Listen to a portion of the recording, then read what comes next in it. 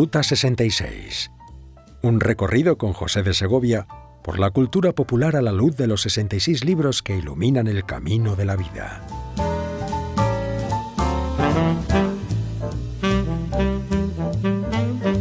Hace un siglo muchos pensaban que teníamos un futuro glorioso. Todo por delante parecía maravilloso. Estaríamos libres de la enfermedad, la guerra, la pobreza. La ciencia y la tecnología nos iba a llevar a la Edad de Oro. Y todo el mundo lo creía así. Hoy sabemos que a lo largo de todo ese siglo que ha pasado se habló mucho de paz, de derechos humanos, pero conflictos y enfrentamientos armados no han faltado nunca. La época de mayor conciencia social de la historia parece que no ha logrado erradicar el hambre en el mundo. El inmenso desarrollo que tiene ahora la medicina no ha hecho desaparecer enfermedades que todavía son incurables. Y es más, las grandes ideologías que dominan el mundo fracasaron. ¿Cuál es el problema? ¿Qué es lo que pasa? ¿Por qué nuestros sueños se estrellan una y otra vez con la realidad?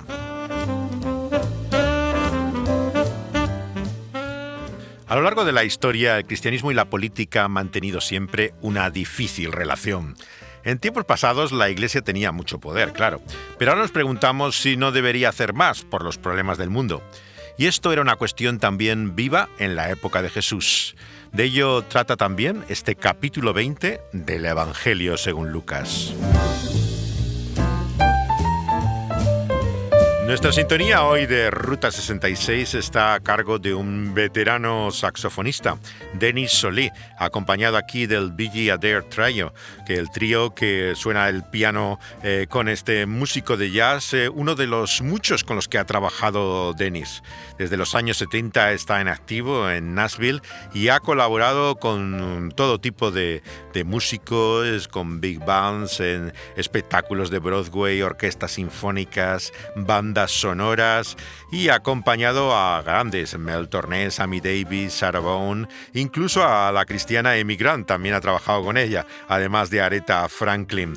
Y aquí hace su particular interpretación de este clásico del repertorio americano que da nombre a nuestro viaje por los 66 libros que conforman la Biblia.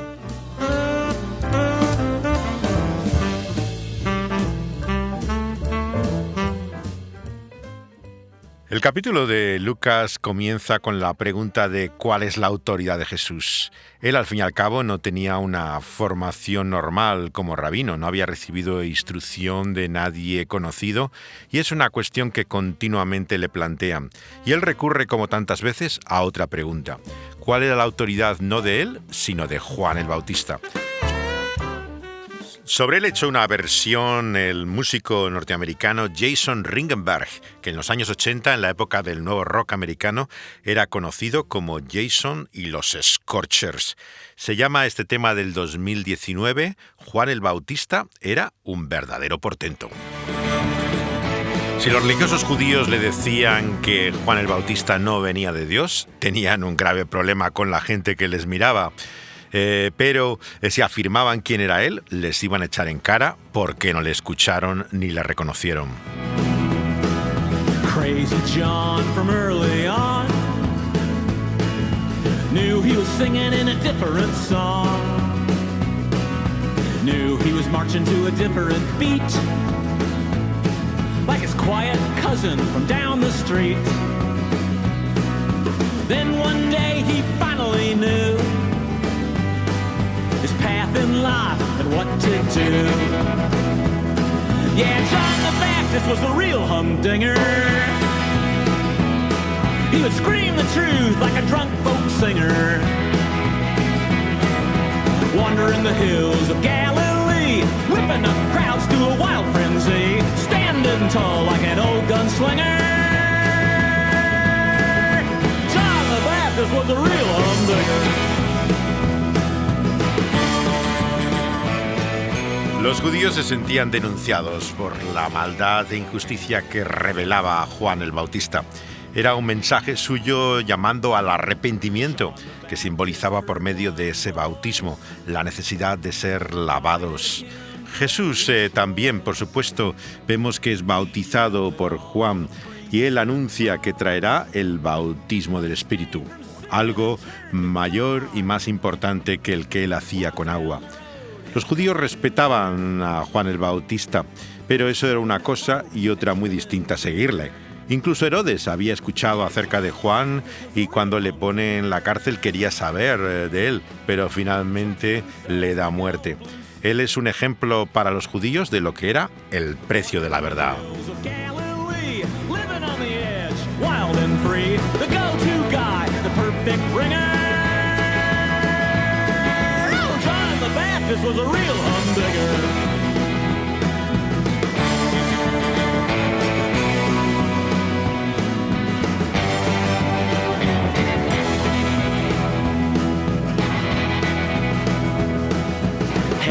King, he ruled the land with Roman spears and bloody hands. But John was not afraid to say the truth to him, come what may. No, Herod couldn't break his mind with briberies or prison time. Yeah, John the Baptist was a real humdinger. Juan del Bautista era un auténtico portento, canta Jason Ringenberg. El cantautor se hizo famoso con una banda en los 80 del llamado Nuevo Rock Americano, de donde vinieron muchos grandes grupos. Se llamaba Jason y los Scorchers, el grupo con el cual él se dio a conocer. Todavía está en activo a los 65 años y como vemos realmente sigue, como muchos americanos, siendo alimentados por la lectura del buen libro y la historia de este personaje que abre el relato de los evangelios, Juan el Bautista. Though he could have brought the empire down, but he stood up for the truth and gave away his fame and youth, simply to prepare the way for all the souls his cousin saved. Yeah, John the Baptist was a real humdinger. El tema de Ringenberg hace énfasis en el carácter profético de Juan el Bautista, no tanto en su martirio, la historia de Salomé y la forma como acaba su vida, sino a lo que Jesús mismo hace referencia aquí en este Evangelio de Lucas, en este momento en el cual habla de la autoridad de la figura de Juan el Bautista, al cual no hicieron caso, y responde así a las críticas y objeciones que tienen también sobre él mismo.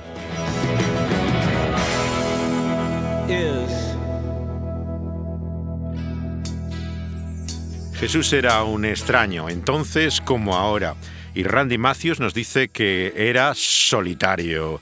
Había pocos que le seguían. Walked a lonely stranger. His face was comely, his eyes were sad. They say he was a big man, his strength was mighty. He had a sense of destiny no one else had.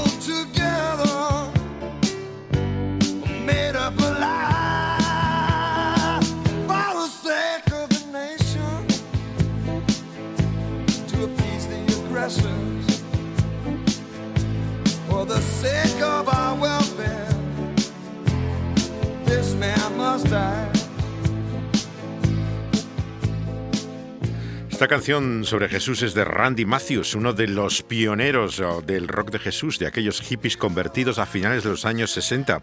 Su primer disco es del año 71 y tiene el título de la canción de Larry Norman. Me gustaría que todos estuviéramos preparados. Él es hijo de uno de los Jordanaires, la banda vocal que acompañaba a Elvis Presley. Era el coro que tenía durante toda su carrera Elvis. Y él viene de una familia que estaba muy vinculada a la iglesia, tenía 5 pastores en ella, su propio padre acabó siendo también ministro del Evangelio, pero como muchos en aquellos años se había alejado y estaba en la cultura hippie cuando conoce el cristianismo y hace discos desde entonces, tiene ahora 74 años, todavía está en activo, pero es realmente uno de los grandes veteranos del rock de Jesús.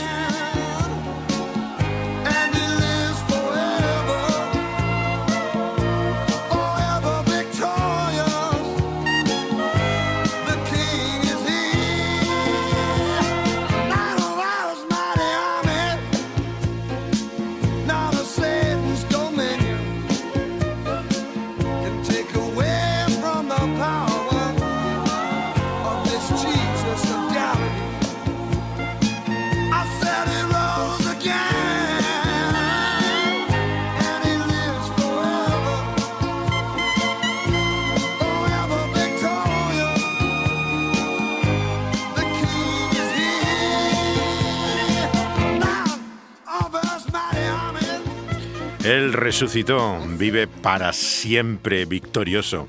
Canta aquí Randy Matthews en Lonely Stranger, este extraño solitario que es Jesús.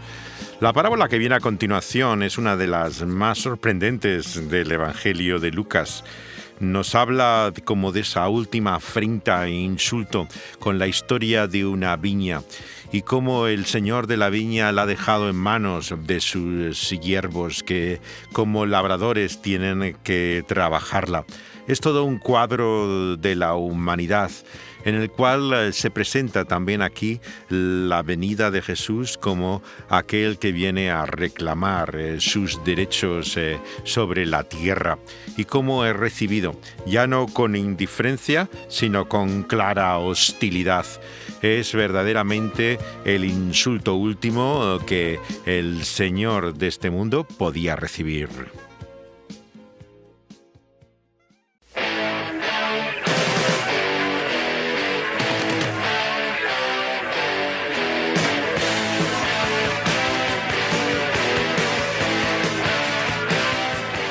Él es el rey de los judíos. Cantan David y los Gigantes, una banda de principios de los años 80 que formaban los hermanos Huff con el pequeño Ricky del show de televisión de Yo te amo Lucy.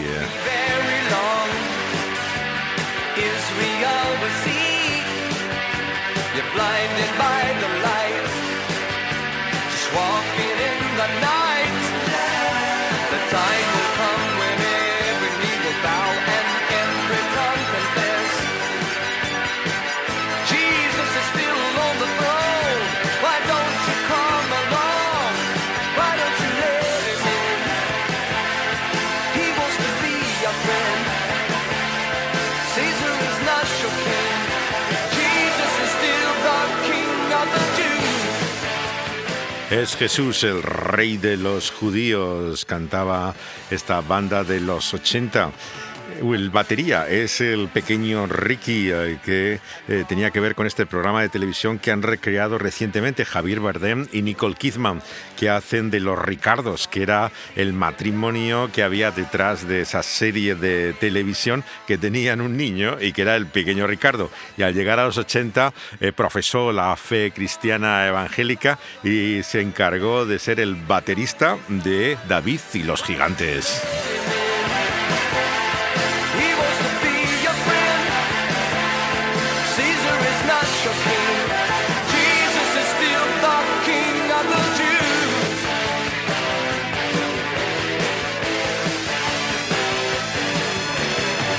Don't you know his arms are still reaching for you? Even on the cross his arms were stretched forth for you. No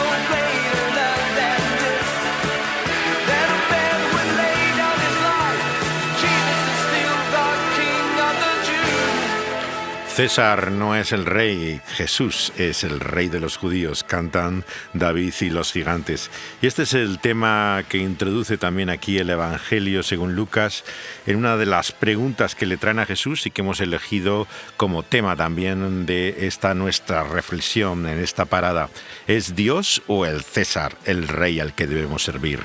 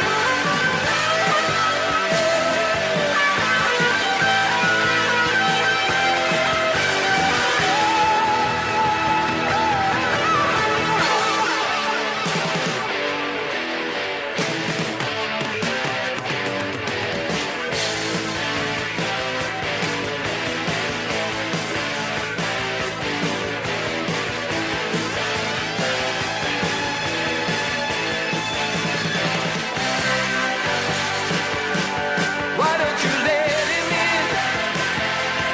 He wants to be your friend. Caesar is not your king. Jesus is still the King of the Jews. Let him in. Let him into your heart. Let my Y si hay un poder imperial semejante a lo que fue el romano en los días de Jesús, ese es hoy en día el imperio americano.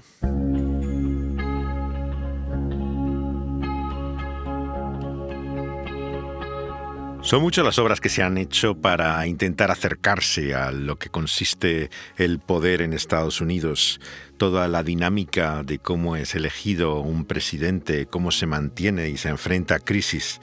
Pero hay una que me llama particularmente la atención. Es resultado de una novela anónima, escrita por alguien que era protagonista de esta misma acción y quiso así ocultar su nombre. Se llama Primary Colors. En inglés y en español conservaron también el título original. El subtítulo que tiene el libro es una novela de la política. Y si hay un acto que claramente identifica a un político, es estrechar la mano de aquellos a los que se encuentra. Así comienza el film de Mike Nichols, con la manera en que observa su asesor, cómo el líder político da la mano a cada persona que encuentra.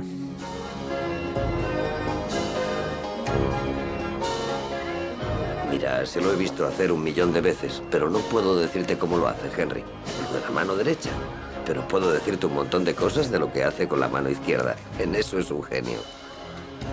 Si te pone la mano izquierda en el codo o sube hasta el bíceps, como hace ahora, un movimiento básico, es que está interesado en ti, se honra en conocerte. Pero si sube más, si llega hasta el hombro, así, no es tan íntimo. Significa que compartirá contigo un chiste o un secreto. Uno pequeño, no importante, pero es un halago. Y si no te conoce muy bien y quiere compartir una emoción contigo, te agarrará con las dos manos. Bueno, ya lo verás cuando te dé la mano a ti, Henry. Gobernador. Gobernador Stanton, este es Henry Barton. ¿Gobernador? Conocí a su abuelo cuando yo era un niño. Hice autostop hasta Washington para oírle hablar. Fue un gran hombre. Gracias, señor. ¿Cómo está? Me alegro de verle. Está encantado de que subas a bordo, lo noto. Yo no he dicho que subiría a bordo. Dije que vendría a verle. ¿Le dijiste que yo subiría a bordo? No. Tranquilízate. ¿Pero qué hacen en el norte? Es un gobernador sureño que no conoce ni su padre. ¿Lo ves? Ya estás hablando como un director de campaña. Howard, te digo que no he venido. Es broma. Supongo que si te digo que Jack Stanton está aquí porque le interesa mucho la alfabetización de adultos, me dirás que digo chorradas. Es así como le presenta a este joven afroamericano que es Henry Barton, nieto de un ministro de culto evangélico, entendemos, militante en los derechos civiles, y que se acerca aquí al candidato demócrata que lleva el nombre de Stanton, trasunto de Clinton e interpretado por Travolta. Su introductor es ese maravilloso actor secundario que es Paul Guilfoyle, que nos hace de guía continua de este increíble matrimonio que representan Emma Thompson y Travolta como claros trasuntos de los Clinton. El personaje de Barton, que interpreta a un jovencísimo actor afroamericano llamado Adrian Lester, se convierte en el guía realmente de toda esta historia, que es lo que te hace fascinante la película. Es como la llegada a su madurez de edad, es una historia realmente de el que abre los ojos a la vida y se da cuenta cómo ve el mundo. Él se nos presenta unido a una joven también afroamericana militante de la causa negra que mira no con escepticismo sino asombrada la fascinación que tiene este joven afroamericano por un sureño que para ella representa todo el racismo y a lo que se oponen en la causa negra. Y como vemos se muestra verdaderamente escandalizada de que quiera siquiera considerar la posibilidad de trabajar en la campaña de este sureño que representa a Travolta como Stanton. Vas a trabajar para él, ¿verdad? No, no voy a trabajar para él. Solo voy a verlo a su suite del Sherry Netherland para hablar con él. ¿Hablar de qué? Pues quizá hablar de ir a trabajar para él. ¿Cómo puedes plantar a Alan Larkin y enrollarte con un paleto? Yo no me Que no ha enrollo hecho con una mierda nadie. por los negros de su propio estado. Podría decir lo mismo de Alan Larkin. Pero él ya lo hará, tiene que esperar el momento. Es un congresista negro. Larkin no me gusta, ¿sabes? No me gusta trabajar para él. Y no sé qué quiere Stanton, pero... Pues yo sí lo sé. Stanton quiere utilizar al nieto de un líder de los derechos civiles, un político negro, para pescar votos. Eso tiene gracia. Y dices que no tiene sentido del humor. Claro, pone a un negro en el equipo y así le lloverán votos. Por eso hay tantos negros gobernando este país. Si estás tan decepcionado de la política, vente a trabajar a la causa negra. Nunca nos desilusionamos. ¿Me das la corbata que está en la cabecera? Cógete tú la corbata.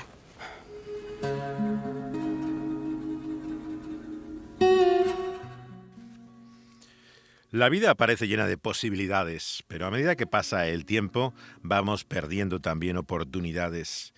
La pregunta que Dios nos hace aquí por medio de Jesús en este texto del Evangelio es ¿a quién pertenecemos? ¿Cómo podemos vivir como si Dios no tuviera nada que ver con nuestra vida? Y si damos a César lo que es de César, ¿estamos dando también a Dios lo que es de Dios? Los judíos solo querían saber qué pensaba Jesús de César, lo que éste pedía de los hombres, pero Jesús no ha venido todavía a cambiar al mundo, ni para que seamos mejores ciudadanos, ni hacer la realidad utópica que todos soñamos aquí, ya y ahora. El Señor nos está preguntando por medio de Jesús ¿a quién servimos? ¿Qué es lo que hacemos con nuestra vida, con todo lo que Él nos da? ¿Cuál es la autoridad que Él tiene sobre nosotros? Y para ello utiliza una moneda. En el mundo antiguo la señal de autoridad era acuñar monedas. Había rebeldes que habían pretendido ser mesías judíos, que conocemos incluso las monedas que llegaron a hacer. Es así como uno tenía derecho a cobrar impuestos, claro. Los judíos pagaban, por lo tanto, en la moneda romana que tenía la imagen de César. Para los judíos esto era reconocer la autoridad que tenía él sobre ellos. Un reconocimiento que implicaba una honra, que seguramente, según la ley de Dios, entendíamos para los judíos se debía dar solamente a Dios. Por eso había un grupo extremo de los judíos, que eran galileos y celotes, famosos por ese carácter revolucionario, que se negaban a pagar impuestos. Era la característica principal de ellos. Esta fue, de hecho, la causa de la destrucción de Jerusalén en el año 70. El hecho de su posición rebelde respecto a la autoridad romana. Lucas no nos deja lugar a dudas. Lo que querían era quitar realmente a Jesús de en medio. El lado extremista le molestaba a Jesús porque no se aliaba claramente con esa su causa revolucionaria. Y los que representaban el estatus, sacerdotes y escribas, lo que querían saber si estaba, como los saduceos, a favor del poder imperante, de la tolerancia con los romanos, o por el contrario estaba con sus enemigos. Contestara lo que contestara, se veía atrapado. La fascinación que tiene este joven afroamericano por los Stanton está muy marcado por ella. La esposa del candidato es realmente fascinante y Emma Thompson tiene, por supuesto, muchísimo más atractivo que lo podía tener la verdadera Hillary Clinton. ¿Y por qué dejaste a Larkin? ¿Cómo? ¿Por qué dejaste de trabajar para Larkin? Cuidado, está caliente. Gracias. Pues es que... Da igual. No puedes hablar de tu antiguo jefe con el nuevo. Bueno, aún no tengo nuevo jefe. Larkin es muy distinto a Jack. No se inmuta. Ni parpadea. Es un profesional. Él no se habría tragado el té sin probarlo. Esa es la realidad que la experiencia te enseña, ¿no crees? ¿Cómo no quemarse? ¿Cree que la gente lo aprende? La buena gente no.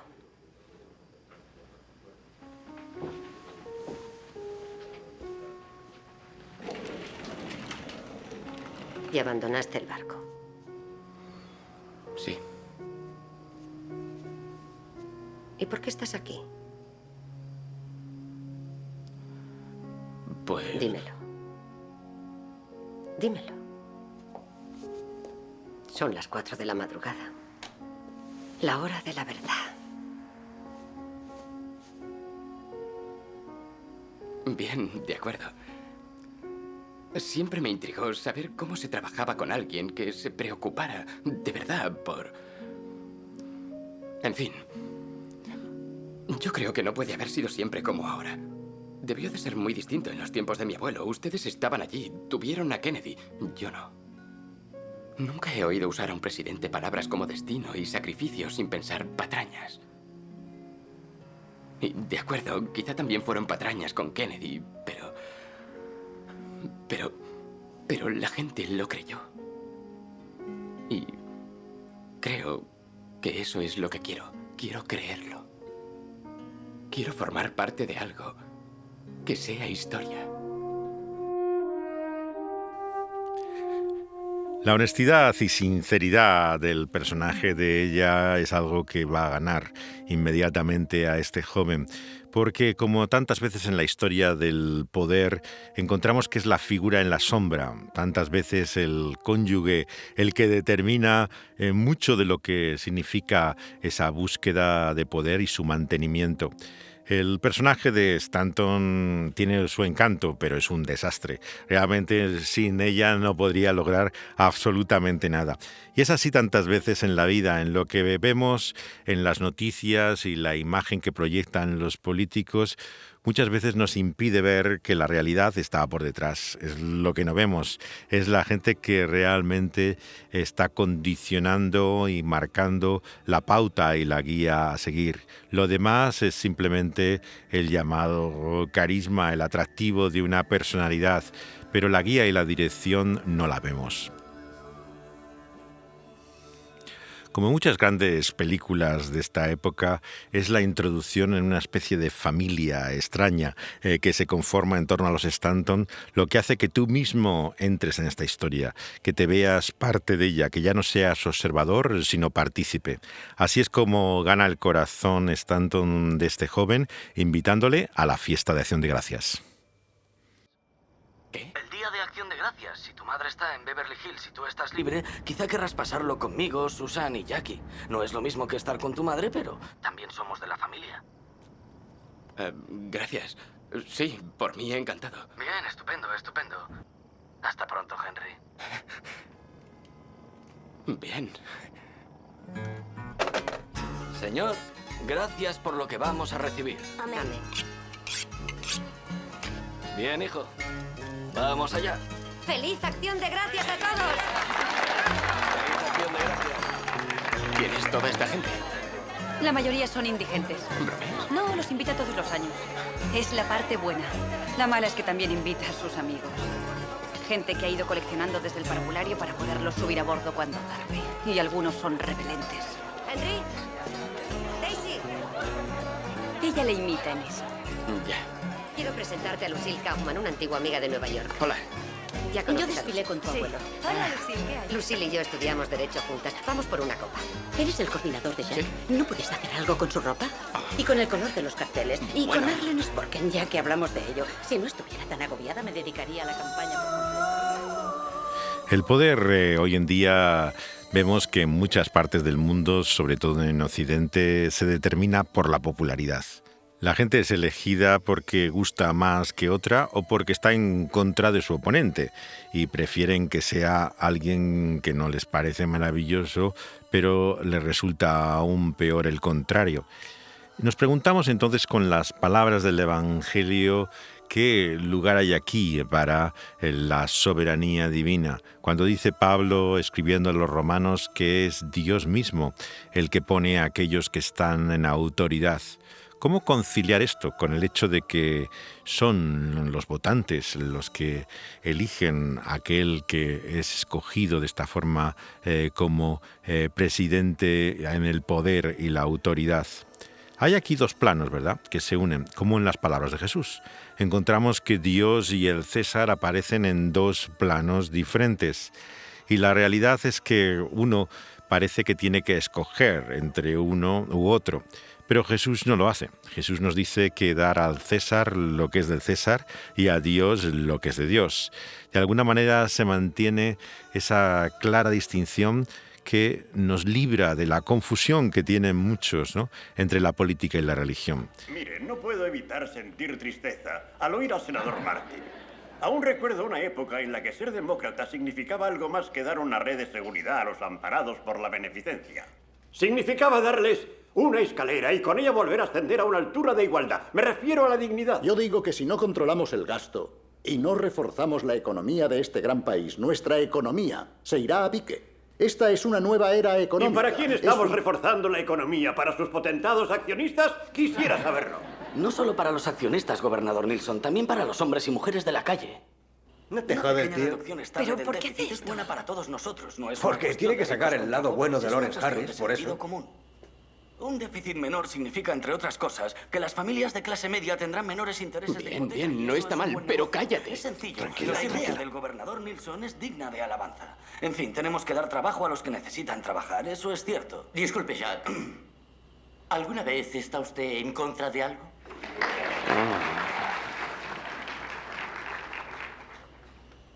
Estoy en contra de no hacer nada cuando tanta gente sufre. Estoy en contra de descartar cualquier idea que pueda ayudar solo porque no sea mi idea. Senador, usted ha mirado a esa gente a los ojos. ¿Insinúa que no debemos ayudarles si la idea no sale de nosotros? Ni hablar. ¡Le ha ganado! ¡Y muerto y enterrado! Lo que yo decía es que, según Arrasando creo, la estamos bestia. ante una de las... Hola. Genial. Hola. Hola. ¿Cómo ha ido? Tú has ganado, te lo has llevado. Claro. Es el debate televisado en el cual en aquella época todavía se pueden observar, se ganaban puntos mostrando generosidad con el oponente, intentando precisamente buscar lo positivo que había en el otro. Hasta ese punto ha cambiado hoy el mundo de la política. Todo es mucho más agresivo, más duro y desde luego no ganas popularidad haciendo concesiones como hace el personaje de Stanton. El guión de esta historia de Primary Colors es de Ellen Mays, que es una de las más grandes directoras, guionistas que ha habido en Estados Unidos en la época de Nichols, el director. De hecho, fueron colaboradores durante mucho tiempo y es gran parte del acierto de la película. El elenco, la increíble buena actuación de todos, incluso de Travolta, que es un actor bastante limitado en sus recursos, aparece con ese encanto que tenía este tipo de figuras a lo Kennedy, ¿no? Por un lado persiguiendo cualquier falda y al mismo tiempo teniendo esa especie de inspiración que llevaba a tantas gentes a adorarle, ¿no? Está perfectamente representada en el personaje que hace Travolta de Stanton. La historia es poderosa porque te muestra el elemento humano, lo que tantas veces falta en el análisis político y de poder, entender hasta qué punto es clave la personalidad, quiénes son realmente y cómo son. Y esto es lo que te cautiva de estos personajes. La verdad es otra cosa, es lo que se oculta y esconde detrás de la imagen y la apariencia de las cosas. Y el personaje de Stanton, como todos estos líderes al estilo Kennedy, tiene muchos esqueletos en el armario, como dicen los americanos. Y él en concreto tiene uno que tiene que ver con una de las más famosas manifestaciones que se hicieron en Estados Unidos en los años 60, cuando surge ni más ni menos que en la convención del Partido Demócrata toda una serie de protestas que marcaron toda una historia en la contracultura y en la cual el personaje que representa Travolta tuvo un papel bastante dudoso, como identifica la anterior compañera de este joven afroamericano que le enfrenta a lo que ha ocultado y escondido hasta ahora. Gobernador, soy Marge Cunningham, de la Causa Negra. ¿Fue usted detenido durante la guerra del Vietnam? No. ¿No le detuvieron en Chicago en el 68?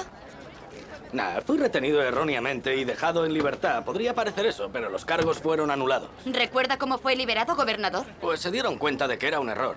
Fue hace mucho tiempo. Busquen los archivos. ¿Henry? Seguid vosotros, ya os alcanzaré. Sí, seguid.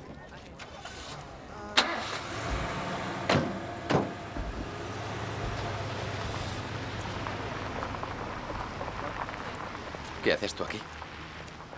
¿Por qué de pronto la Causa Negra se interesa por el gobernador Stanton? No son ellos, soy yo. Quiero averiguar quién es y por qué un amigo mío trabaja para él. Oh, vamos, Marge, no me hagas esto. Creí que a ti también te interesaría. ¿Sabes por qué le soltaron? Porque llamó a un senador para que le sacase de la cárcel y luego convenció al alcalde de Chicago para que anulara sus cargos. ¿Y qué? ¿Y qué?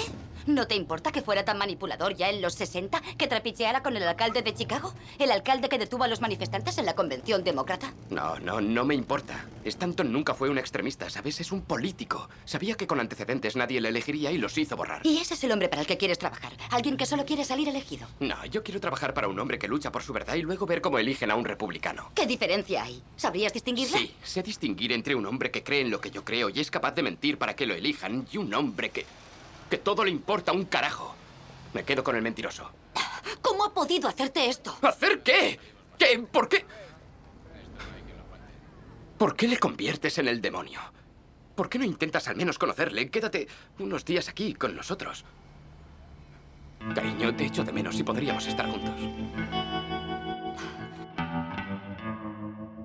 Las palabras de dar al César lo que es de César y a Dios lo que es de Dios no responden a muchas de las preguntas que nos podemos hacer entre la relación de la fe, la iglesia, la religión con la política. Directamente, claro, no está respondiendo cuál sería la relación en caso de conflicto, cuando hubiera algo evidentemente en contra de la voluntad de Dios hecho por el Estado. Vemos que lo que dice es que hay un derecho de ese Estado y gobierno pagano a existir y a ser apoyado por sus ciudadanos. El pasaje en un sentido ni rechaza la violencia revolucionaria de los celotas, aunque Jesús obviamente no lo es, ni tampoco te dice que haya una obediencia total al Estado en el cual nunca pueda haber un momento de desobediencia. Lo que en definitiva te muestra es que es una ordenanza de la creación que hay que respetar, considerar su aceptación, aunque ese gobernante ni mucho menos conozca la fe ni sirva a ese Dios. Pertenecería a lo que llamamos la gracia común o general, que es independiente de la fe o la salvación que recibimos por esa gracia particular. En un sentido, Jesús está diciendo que su obra trasciende la política. Porque claro, esto es una pregunta trampa. Lo que quieren es poner en evidencia si él está a favor del poder político de los romanos o él se alía con el lado nacionalista en contra del imperio. Y utilizan para ello incluso la lisonja. Le llaman aquellos que le hacen la pregunta diciendo que es un gran maestro. Pretenden invocar su autoridad cuando en realidad no la reconocen. En ese sentido vemos que, como tantas veces, Jesús no entra en el juego, no cae en la trampa. Nos muestra que su evangelio no se puede confundir con la política del momento.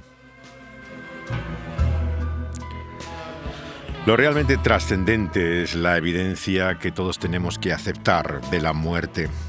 Es fácil hacerse a la idea de que es difícil para nosotros creer en la pervivencia después de la muerte o la resurrección por el conocimiento, la ciencia, el desarrollo que ha habido en el mundo. Sin embargo, lo que viene a continuación en este capítulo 20 de Lucas, a partir del versículo 27, es como no hay nada nuevo realmente en la incredulidad. Vemos que en el mundo antiguo ya había incluso religiosos que cuestionaban la existencia después de la muerte. Es más, cuestionaban la existencia de los ángeles, a los que hace referencia Jesús también en su respuesta. Y estos saduceos, que eran los rivales de los fariseos, vemos que quieren de esa forma ridiculizar a Jesús con una cuestión hipotética.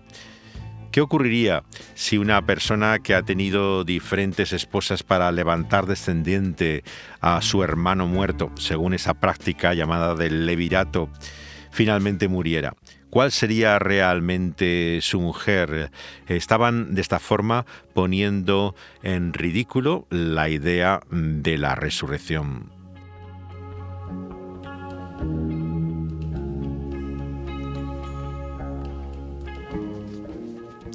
La respuesta de Jesús nos muestra que la resurrección implica una transformación que hace que lo que es eterno sea posible. Y por lo tanto podemos esperar por medio de la fe en ese Dios de Abraham, de Isaac y de Jacob, que es un Dios no de muertos, sino de vivos, dice Jesús, utilizando esa parte de la ley, de la Torá, que solamente aceptaban los saduceos, en contra de los fariseos que tenían también la ley oral. Y les muestra que desde el principio Dios ha tenido un propósito de vida eterna por medio de la fe.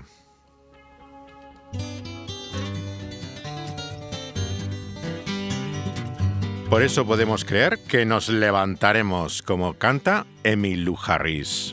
On the resurrection morning, when the trumpet calls sound, we shall rise. We shall rise. And the saints will come rejoicing, and no tear will ever be found. We shall rise. We shall rise. Oh, we shall rise. Hallelujah. Amen. We shall rise on that resurrection morning, when those prison bars are broken. Nos levantaremos en la mañana de la resurrección, canta Emmylou Harris. On that resurrection morning, blessed thought it is to me, we shall rise, we shall rise.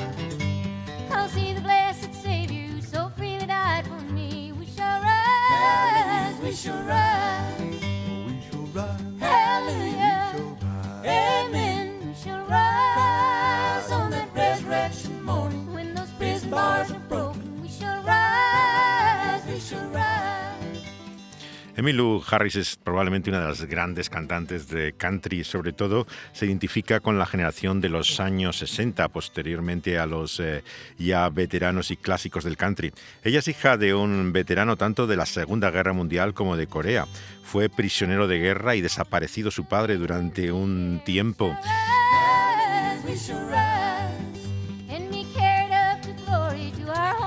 Ella estuvo relacionada al principio también con Graham Parsons, el músico tempranamente fallecido que introduce a los Stones en el country, y mantiene esa fe de muchos músicos de country en la realidad de lo que Jesús nos anuncia, la esperanza después de la muerte en una resurrección en la carne. Amen. We shall rise on that resurrection morning, when those prison bars are broken. We shall rise, we shall rise.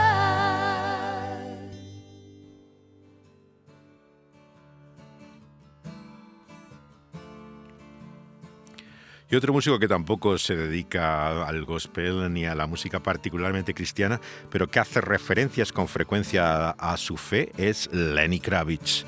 Y esta canción directamente llamada La Resurrección.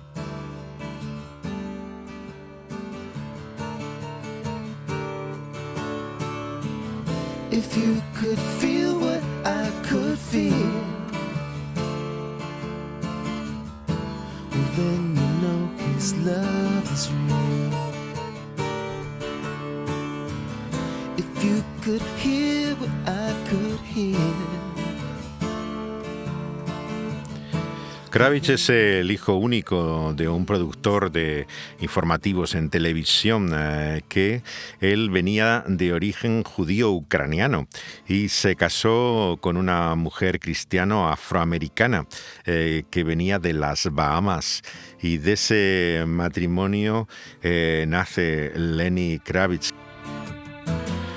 que recibe su nombre de un tío que cayó en combate en la guerra de Corea. Él tiene una experiencia espiritual desde la adolescencia, aunque sus padres no eran particularmente religiosos, y empieza ya con 13 años a asistir a una iglesia cristiana de carácter no denominacional. Y él, por lo tanto, hace abundante referencia siempre en su música a la espiritualidad como él la entiende.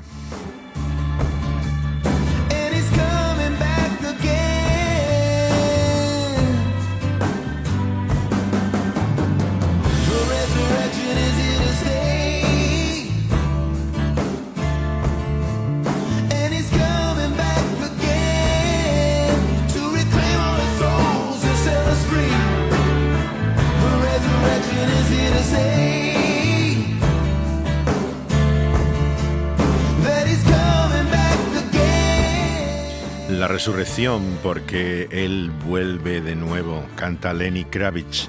Por lo tanto, la visión cristiana de la vida después de la muerte no es la reencarnación, ni una vida simplemente espiritual. Es volver literalmente en la carne y en el cuerpo a resucitar a la vida.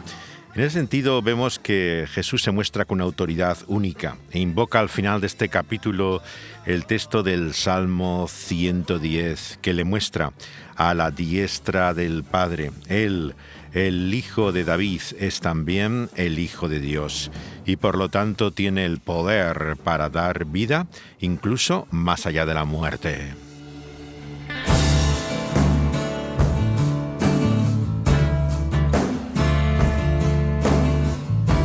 La resurrección, por lo tanto, es una vida diferente, una vida con Dios en la cual ya no hay mal, pero es plena, sin problemas como el de la descendencia que plantean en la pregunta a Jesús.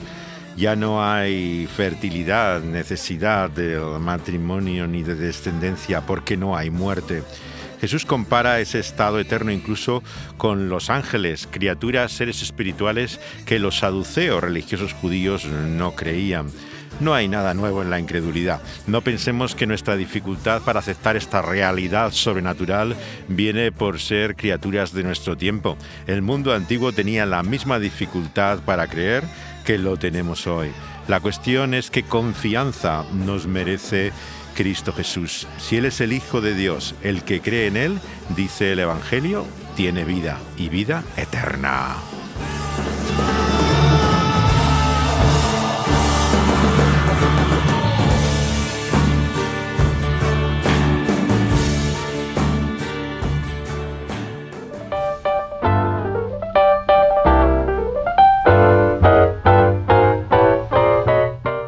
Seguiremos hablando de esa vida futura en el siguiente capítulo de este Evangelio, de la Buena Noticia según Lucas, en el capítulo 21, en nuestra próxima pausa en este viaje por la vida, a la luz del buen libro. West, travel my way.